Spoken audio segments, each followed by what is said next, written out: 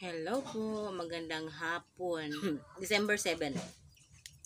So ayan, dalawang araw akong grabe ang ubo na naman kasi kumain ako ng malamig.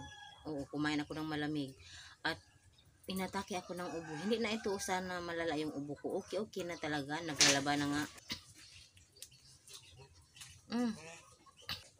Tapos si Chris po ay may sipon. At ngayon inuubo na din. Si Dodong ay may sipon na naman. So noong November lang kami nagkasakit, ngayon nagkasakit na naman kami December. So ayan po ang status namin ngayon. So ilang araw ako nagkukulong sa bahay, hindi ako lumalabas, hindi ako nakipag-usap kasi ang dami kong iniisip, dami kong problema na minsan sarap i-share ba, pero parang wag na lang kasi yung ibang problema sobrang personal, yung ibang problema parang hindi na dapat ma-share tungkol sa tatay ko pa. May problema sa health na naman. So tapos dito pa sila ang Lolo Rick, yung biyanan ko. So papauwiin ako sa amin. So nakapag-isip-isip akong uuwi kasi yung problema minsan hindi pwedeng ma-share, yung sobrang personal nga, hindi mo na dapat na-share sa dito ba, kasi medyo hindi na naman dapat, kaya hindi ko na ma-share. Tapos wala din akong load pang upload, kaya ngayon sobrang salamat talaga kay Mama Rima sa pag-sponsor ng aking pang ATM card, pati yung naka-load ako ngayon at nakabili na rin ako ng maraming gamot.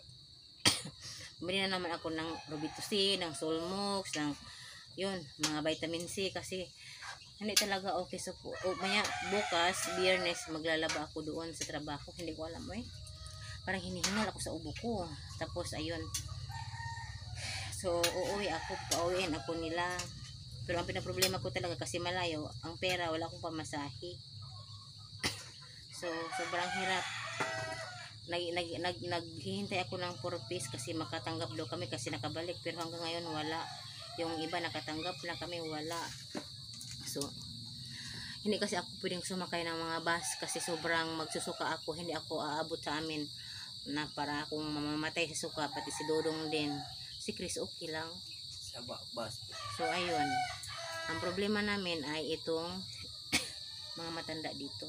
Pero kinunta ko na naman yung pamilya ng Lolo Rick, pamilya ng ilang biyanan ko, na sabi ko ganun. Tapos si mamang hindi siya pwedeng maiwan, kukunin siguro ng anak niyang isa o sumama sa amin, hindi ko din alam. Pero ito ang plano namin sa ngayon. Hindi ko sana ito sasabihin, parang sikreto lang ba, pero kailangan ko na ding i-upload ito sa YouTube. So ayan, kasi si Dudong mag-transfer ata doon, parang hindi na babalik dito, transfer doon kasi kailangan namin tutukan ang tatay namin kasi hindi talaga okay yung ano niya, yung health. So ayan lang po, thank you for watching.